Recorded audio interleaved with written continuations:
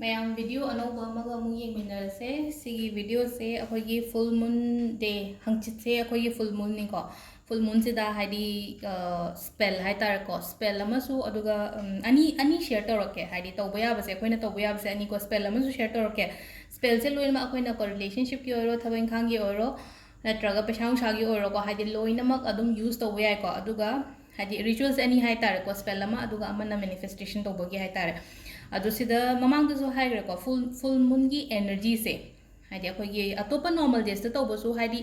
ꯐꯪꯉꯣꯏ ꯍꯥꯏꯕꯗꯤ ꯅꯠꯇꯦꯀꯣ ꯐꯪꯅꯤ ꯇꯥꯔꯒꯁꯨ ꯍꯥꯏꯗꯤ ꯈꯤꯇꯪ ꯃꯇꯝ ꯂꯧꯕ ꯈꯣꯠꯄ ꯑꯗꯨꯃꯥꯏꯅ ꯇꯧꯋꯦꯀꯣ ꯍꯥꯏꯗꯤ ꯃꯦꯅꯤꯐꯦꯁꯇꯦꯁꯟ ꯇꯧꯕꯁꯦ ꯅꯨꯃꯤꯠ 4ꯅꯤ ꯇꯧꯕ 21 ꯗꯦꯖ ꯇꯧꯕ 22 ꯗꯦꯖ ꯇꯧꯕ ꯅꯨꯃꯤꯠ 40ꯅꯤ ꯇꯧꯕ ꯑꯗꯨꯃꯥꯏꯅ ꯂꯩꯅꯀꯣ ꯑꯗꯨꯒ ꯑꯃꯅ ꯐꯨꯜ ꯃꯨꯟꯒꯤꯁꯤꯅ ꯍꯥꯏꯗꯤ ꯌꯥꯝ ꯊꯨꯅ ꯔꯤꯖꯜ ꯂꯥꯛꯄꯒꯨꯝꯕ ꯍꯥꯏꯗꯤ ꯈꯪꯍꯧꯗꯅ ꯍꯌꯦꯡꯒꯨꯝꯕꯒ ꯍꯦꯛ ꯑꯣꯏꯕꯒꯨꯝꯕ ꯑꯗꯨꯃꯥꯏꯅ ꯑꯣꯏꯕ ꯍꯥꯏꯇꯥꯔꯦꯀꯣ ꯀꯩꯒꯤꯅꯣ ꯍꯥꯏꯕ ꯃꯇꯝꯗ ꯐꯨꯜ ꯃꯨꯟꯒꯤ ꯑꯦꯅꯔꯖꯤꯁꯦ ꯌꯥꯝ ꯄꯥꯋꯔꯐꯨꯜ ꯑꯣꯏꯀꯣ ꯅꯣꯔꯃꯦꯜ ꯗꯦꯖꯀ ꯍꯥꯏꯇꯥꯔꯦꯀꯣ ꯅꯣꯔꯃꯦꯜ ꯗꯦꯖꯀ ꯃꯥꯟꯅꯗꯕ ꯍꯥꯏꯇꯥꯔꯦꯀꯣ ꯑꯗꯨꯅ ꯍꯥꯏꯗꯤ ꯁꯤꯗ ꯐꯨꯜ ꯃꯨꯟꯒꯤ ꯁ꯭ꯄꯦꯜꯒꯨꯝꯕꯀꯣ ꯍꯥꯏꯗꯤ ꯇꯦꯛꯅꯤꯛꯀꯨꯝꯕ ꯇꯧꯕꯁꯦ ꯌꯥꯝ ꯊꯨꯅ ꯐꯪꯕ ꯑꯣꯏꯕ ꯍꯥꯏꯇꯥꯔꯦ ꯁꯤꯗ ꯍꯥꯏꯗꯤ ꯀꯩꯒꯤꯅꯣ ꯁꯤꯒꯤ ꯑꯗꯨꯅ ꯑꯩꯈꯣꯏꯅ ꯍꯥꯏꯗꯤ ꯐꯨꯜ ꯃꯨꯟ ꯂꯥꯛꯄ ꯅꯠꯇ꯭ꯔꯒ ꯅ꯭ꯌꯨ ꯃꯨꯟ ꯂꯥꯛꯄꯁꯤꯗꯀꯣ ꯃꯣꯏꯒꯤ ꯑꯦꯅꯔꯖꯤꯁꯦ ꯐꯖꯅ ꯑꯩꯈꯣꯏꯅ ꯌꯨꯇꯤꯂꯥꯏꯖ ꯇꯧꯍꯧꯕ ꯌꯥꯏꯅ ꯍꯥꯏꯗꯤ ꯃꯥꯡꯍꯟꯗꯕꯗꯣ ꯍꯥꯏꯗꯤ ꯑꯩꯈꯣꯏꯅ ꯈꯪꯉꯒꯗꯤ ꯍꯪꯆꯤꯠꯁꯦ ꯀꯩꯅꯣ ꯍꯥꯏꯔꯒꯗꯤ ꯍꯪꯆꯤꯠꯁꯦ ꯄꯨꯔꯅꯤꯃꯥ ꯅꯨꯃꯤꯠꯅꯦ ꯄꯨꯔꯅꯤꯃꯥ ꯅꯨꯃꯤꯠꯀꯤ ꯑꯦꯅꯔꯖꯤꯁꯦ ꯑꯩꯈꯣꯏꯅ ꯁꯤꯖꯤꯟꯅꯍꯧꯕ ꯌꯥꯏꯅ ꯑꯇꯩ ꯃꯇꯝꯗ ꯀꯩꯅꯣ ꯇꯧꯕ ꯉꯝꯗ꯭ꯔꯒꯁꯨ ꯁꯤꯒꯤ ꯅꯨꯃꯤꯠꯁꯤꯃꯗꯤ ꯑꯗꯨꯗꯨꯅ ꯌꯥꯔꯤꯉꯩ ꯁꯦꯌꯔ ꯇꯧꯕꯤꯌꯣꯀꯣ ꯍꯥꯏꯗꯤ ꯚꯤꯗꯤꯑꯣꯁꯦ ꯌꯥꯔꯤꯉꯩ ꯁꯦꯌꯔ ꯇꯧꯕꯤꯌꯣ ꯍꯥꯏꯗꯤ ꯁꯣꯝꯅ ꯈ꯭ꯋꯥꯏꯗꯒꯤ ꯅꯨꯡꯁꯤꯖꯕ ꯃꯤꯒꯨꯝꯕ ꯍꯥꯏꯇꯥꯔꯦꯀꯣ ꯅꯨꯡꯁꯤꯖꯕ ꯃꯤ ꯍꯥꯏꯔꯒꯗꯤ ꯅꯨꯡꯁꯤꯕ ꯃꯤ ꯍꯥꯏꯁꯦ ꯉꯁꯥꯏꯒꯤ ꯅꯨꯡꯁꯤꯅꯕꯗꯣ ꯈꯇꯪ ꯅꯠꯇꯦꯀꯣ ꯑꯩꯒꯤ ꯏꯃꯥꯟꯅꯕꯤ ꯏꯃꯥꯟꯅꯕ ꯑꯗꯒꯤ ꯑꯩꯒꯤ ꯏꯃꯨꯡ ꯃꯅꯨꯡ ꯀꯔꯤ ꯀꯔꯥ ꯂꯩꯔꯤꯕ ꯈꯣꯠꯂꯤꯕ ꯃꯌꯥꯝ ꯍꯥꯏꯗꯤ ꯀꯖꯟ ꯅꯨꯡꯖꯟ ꯔꯤꯂꯦꯇꯤꯚꯁ ꯀꯩꯀꯥ ꯁꯤꯒꯨꯝꯕ ꯃꯌꯥꯝꯗ ꯂꯣꯏꯅꯃꯛ ꯍꯥꯏꯗꯤ ꯁꯨꯝ ꯃꯣꯏꯗ ꯄ꯭ꯔꯣꯕ꯭ꯂꯦꯝ ꯂꯩꯔꯒꯗꯤ ꯉꯁꯥꯏꯒꯤ ꯄꯩꯁꯥꯒꯤ ꯄ꯭ꯔꯣꯕ꯭ꯂꯦꯝ ꯈꯇꯪ ꯅꯠꯇꯕꯤꯗ ꯍꯦꯜꯊꯀꯤ ꯄ꯭ꯔꯣꯕ꯭ꯂꯦꯝ ꯂꯩꯕ ꯌꯥꯏ ꯑꯃꯒꯤ ꯄ꯭ꯔꯣꯕ꯭ꯂꯦꯝ ꯂꯩꯕ ꯌꯥꯏꯀꯣ ꯑꯗꯨꯅ ꯍꯥꯏꯗꯤ ꯑꯃꯗ ꯍꯥꯏꯗꯤ ꯂꯣꯏꯅꯃꯛ ꯅꯉꯣꯟꯗ ꯂꯣꯏ ꯂꯤꯊꯣꯛꯄꯁꯨ ꯍꯦꯛ ꯉꯝꯗꯦꯅ ꯃꯤꯁꯤꯡꯁꯦ ꯍꯥꯏꯗꯤ ꯑꯩꯈꯣꯏꯅ ꯑꯩꯒꯤ ꯐꯦꯃꯤꯂꯤꯗ ꯀꯩꯗ ꯂꯣꯏꯅꯃꯛ ꯁꯦꯌꯔ ꯇꯧꯕꯁꯨ ꯌꯥꯗꯦꯅ ꯑꯗꯨꯗꯨꯅ ꯃꯣꯏ ꯃꯁꯥꯒꯤ ꯄ꯭ꯔꯣꯕ꯭ꯂꯦꯝꯗꯣ ꯅꯪꯅ ꯚꯤꯗꯤꯑꯣꯁꯦ ꯁꯦꯌꯔ ꯇꯧꯕꯤꯔꯒꯗꯤ ꯍꯥꯏꯗꯤ ꯃꯥꯒꯤ ꯀꯔꯤ ꯏꯁꯨꯁꯅꯣ ꯃꯉꯣꯟꯗ ꯍꯧꯖꯤꯛ ꯀꯔꯤ ꯄ꯭ꯔꯣꯕ꯭ꯂꯦꯝ ꯂꯩꯒꯦ ꯃꯁꯥ ꯃꯊꯟꯇ ꯑꯗꯨꯝ ꯚꯤꯗꯤꯑꯣꯁꯤ ꯌꯦꯡꯉꯒ ꯁꯤꯃꯗꯤ ꯑꯩ ꯁꯤꯖꯤꯟꯅꯕ ꯌꯥꯏꯀꯣ ꯈꯣꯠꯂꯦꯀꯣ ꯍꯥꯏꯅ ꯑꯗꯨꯃꯥꯏꯅ ꯇꯧꯔꯒ ꯇꯧꯕꯤꯕ ꯌꯥꯏꯀꯣ ꯑꯗꯣ ꯈ꯭ꯋꯥꯏ ꯐꯥꯔꯁꯇꯀꯣ ꯑꯩ ꯈꯤꯇꯪ ꯊꯨꯅꯗꯤ ꯍꯥꯏꯈ꯭ꯔꯦ ꯑꯍꯥꯟꯕꯗꯀꯣ ꯁ꯭ꯄꯦꯜ ꯅꯠꯇ꯭ꯔꯒ ꯉꯁꯥꯏꯒꯤ ꯁꯤꯒꯤ ꯃꯦꯅꯤꯐꯦꯁꯇꯦꯁꯟꯁꯦ ꯍꯧꯕ ꯃꯇꯝꯗꯀꯣ ꯈꯤꯇꯪ ꯑꯩꯁꯦ ꯐꯣꯀꯁ ꯇꯧꯕ ꯑꯃ ꯆꯪꯒꯅꯤꯀꯣ ꯍꯥꯏꯗꯤ ꯀꯥꯝ ꯑꯣꯏꯍꯟꯕ ꯍꯥꯏꯇꯥꯔꯦꯀꯣ ꯋꯥꯈꯜꯁꯦ ꯁꯤ ꯍꯧꯗ꯭ꯔꯤꯉꯩꯗ ꯃꯥꯏꯟꯁꯦ ꯄꯨꯔꯥ ꯀꯥꯝ ꯑꯣꯏꯍꯟꯕꯤꯕ ꯗꯔꯀꯥꯔ ꯑꯣꯏ ꯐꯣꯀꯁ ꯇꯧꯕꯤꯌꯨꯀꯣ ꯑꯩꯅ ꯇꯧꯗꯣꯔꯤꯕ ꯄꯣꯠꯁꯤꯗ ꯈꯤꯇꯪ ꯐꯣꯀꯁ ꯇꯧꯕꯤꯌꯨ ꯃꯦꯗꯤꯇꯦꯁꯟꯒꯨꯝꯕ ꯇꯧꯕꯤꯌꯨꯀꯣ ꯍꯥꯏꯗꯤ ꯃꯤꯅꯤꯠ 5 ꯅꯠꯇ꯭ꯔꯒ 10ꯒꯨꯝꯕꯒꯤ ꯃꯦꯗꯤꯇꯦꯁꯟꯒꯨꯝꯕ ꯇꯧꯕꯤꯌꯨ ꯅꯨꯡꯗꯥꯡ ꯇꯧꯕꯤꯌꯨꯁꯤꯅ ꯈꯔ ꯏꯪ ꯆꯤꯛꯏꯅ ꯍꯥꯏꯗꯤ ꯑꯇꯩ ꯃꯇꯝꯗꯗꯤ ꯀꯧꯔꯛꯄꯅꯤ ꯈꯪꯗꯦ ꯑꯃꯅꯤ ꯈꯪꯗꯦ ꯌꯦꯜꯂꯛꯄꯅꯤ ꯈꯪꯗꯦ ꯑꯗꯨꯝ ꯇꯧꯋꯤꯅꯀꯣ ꯑꯗꯨꯗꯨꯅ ꯅꯨꯡꯗꯥꯡꯗ ꯇꯧꯕꯤꯌꯨꯀꯣ ꯅꯨꯡꯗꯥꯡꯁꯦ ꯁꯨꯝ ꯃꯌꯥꯝ ꯇꯨꯝꯅꯈ꯭ꯔꯀꯥꯟꯗ ꯀꯣꯟꯅ ꯇꯞꯅ ꯇꯧꯔꯁꯨ ꯌꯥꯏꯀꯣ ꯑꯗꯣ ꯁꯤꯗꯀꯣ ꯑꯃꯁꯨ ꯑꯩ ꯍꯥꯏꯒꯦꯀꯣ ꯗꯦꯁꯄꯔꯦꯠ ꯑꯣꯏꯕ ꯍꯥꯏꯇꯥꯔꯦꯀꯣ ꯉꯥꯏꯉꯝ ꯁꯤꯡꯉꯝꯗꯕꯁꯨ ꯇꯧꯅꯨꯀꯣ ꯑꯩꯅ ꯃꯦꯅꯤꯐꯦꯁ ꯇꯧꯈ꯭ꯔꯦ ꯑꯗꯨꯅ ꯑꯩ ꯅꯍꯥꯟꯗꯣ ꯃꯦꯅꯤꯐꯦꯁ ꯇꯧꯈ꯭ꯔꯦ ꯍꯧꯖꯤꯛꯐꯥꯎ ꯐꯪꯗ꯭ꯔꯤ ꯍꯥꯏꯅ ꯑꯗꯨꯃꯥꯏꯅ ꯈꯜꯂꯦꯕꯗꯣꯀꯣ ꯊꯣꯠꯁ ꯍꯥꯏꯇꯥꯔꯦꯀꯣ ꯅꯦꯒꯦꯇꯤቭ ꯊꯣꯠꯁꯅꯦꯕ ꯑꯗꯨꯗꯣ ꯐꯪꯗ꯭ꯔꯤ ꯍꯥꯏꯕꯒꯤ ꯋꯥꯈꯜ ꯑꯃ ꯂꯥꯛꯏꯗꯣ ꯑꯁꯛꯄꯨꯗꯤ ꯈꯪꯕ꯭ꯔꯥ ꯍꯥꯏꯗꯤ ꯉꯁꯥꯏꯒꯤ ꯅꯦꯒꯦꯇꯤቭ ꯊꯣꯠꯇꯣ ꯆꯠꯍꯟꯒꯣꯕ ꯂꯦꯠ ꯒꯣ ꯇꯧꯍꯟꯈꯤꯕ ꯍꯥꯏꯇꯥꯔꯦꯀꯣ ꯆꯠꯍꯟꯈꯤꯕ ꯍꯥꯏꯇꯥꯔꯦ ꯅꯦꯒꯦꯇꯤቭ ꯑꯩ ꯈꯟꯕ ꯌꯥꯗꯦꯀꯣ ꯑꯩꯅ ꯇꯧꯈ꯭ꯔꯦ ꯐꯪꯒꯅꯤꯗ ꯍꯥꯏꯅ ꯑꯗꯨꯃꯥꯏꯅ ꯑꯣꯏꯅ ꯈꯟꯗꯣꯛꯄꯤꯕ ꯍꯥꯏꯇꯥꯔꯦꯀꯣ ꯑꯗꯣ ꯈ꯭ꯋꯥꯏ ꯐꯥꯔꯁꯀꯤ ꯑꯍꯥꯟꯕ ꯔꯤꯆꯨꯋꯦꯜꯁꯦ ꯃꯣꯏ ꯃꯌꯥꯝꯒꯤ ꯌꯥꯝꯅ ꯂꯥꯏꯐꯇ ꯒꯣꯜ ꯑꯆꯧ ꯑꯆꯧꯕ ꯊꯝꯕꯒꯨꯝꯕ ꯂꯩꯅꯀꯣ ꯍꯥꯏꯗꯤ ꯕꯤग ꯒꯣꯜꯁꯀꯨꯝꯕ ꯊꯝꯕ ꯍꯥꯏꯇꯥꯔꯦ ꯑꯩꯈꯣꯏꯒꯤ ꯂꯥꯏꯐꯇ ꯍꯥꯏꯗꯤ ꯑꯗꯣ ꯁꯨꯃꯥꯏꯅ ꯇꯧꯕꯤꯌꯨꯀꯣ ꯕꯣꯏ ꯑꯃ ꯂꯧꯔꯦꯀꯣ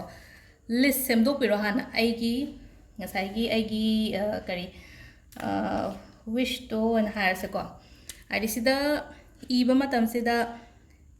ꯃꯆꯨ ꯀꯔꯤ ꯀꯔꯥ ꯀꯩꯝ ꯂꯩꯇꯦꯀꯣ ꯑꯩꯅ ꯍꯥꯏꯐꯦꯠꯇꯪ ꯂꯤꯁꯇꯣ ꯍꯥꯏꯕ ꯋꯥꯅꯤꯀꯣ ꯍꯥꯏꯗꯤ ꯑꯩꯅ ꯄꯥꯝꯃꯤꯕ ꯄꯣꯠꯁꯦ ꯂꯤꯁꯁꯦ ꯌꯥꯔꯒꯗꯤ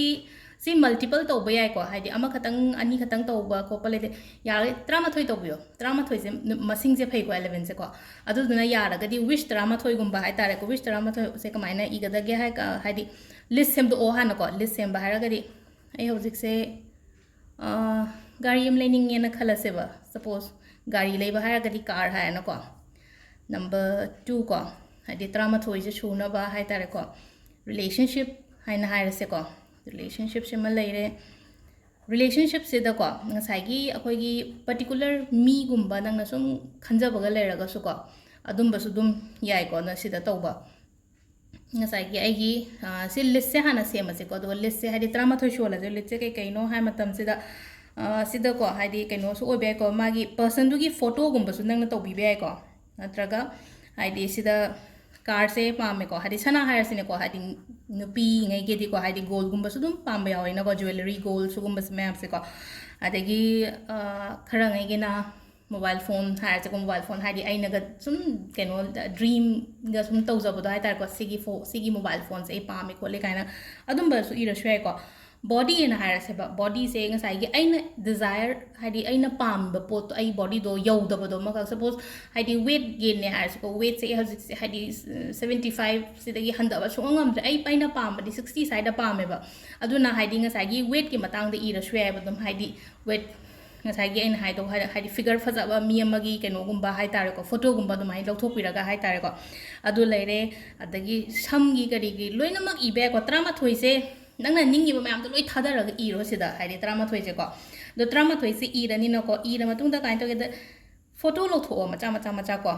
car haira ko car do gi photo macha ma print lo tho aduna ni ko aina nungdang hapak toi toi je video se hayeng hapaga di hayeng amung nang da ba yai ko adu nang sai gi wish 13 mak shudra su yai ko ahum to gera manga to gera 13 to ro su yai ba haide 13 to ge so 13 je sum number se phai hai ba ge mayam da 13 hai ba ne ba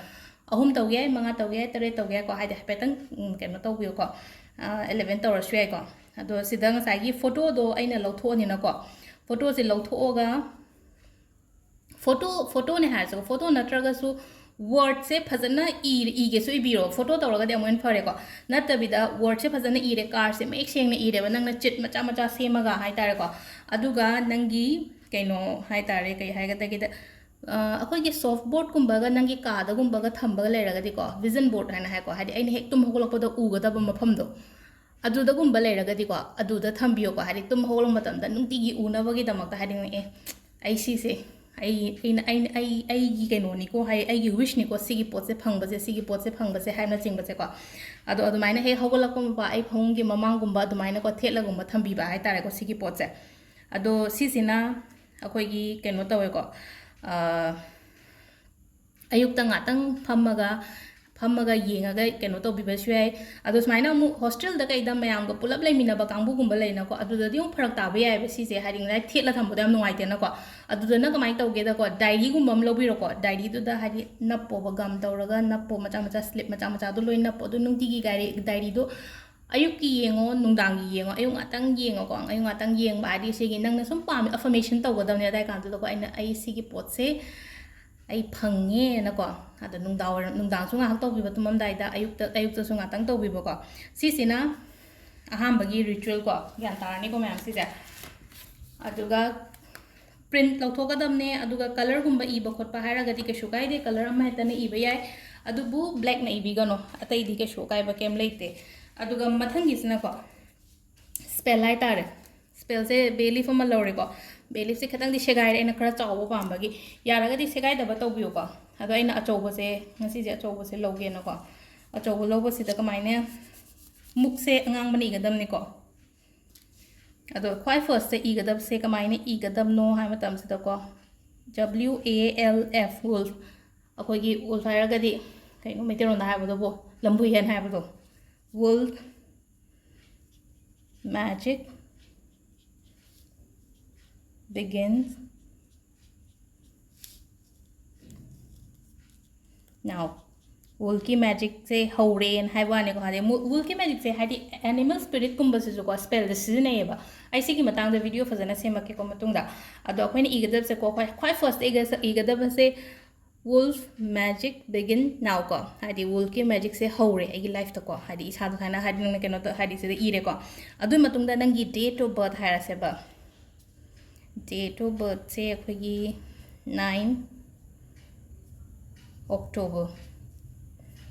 9 October से एगी date of birth ले सिदा को अदुगा नंगना इबे आई को सिदा मतुंग the इ गदब से मथंग दामु इ गदब से thank you universe को thank you universe अमा इरानी को हादी मथक खाई first the wolf magic begins से ले रे मथंग दा date of birth ले रे अदुगा मथंग दा हादी thank you universe को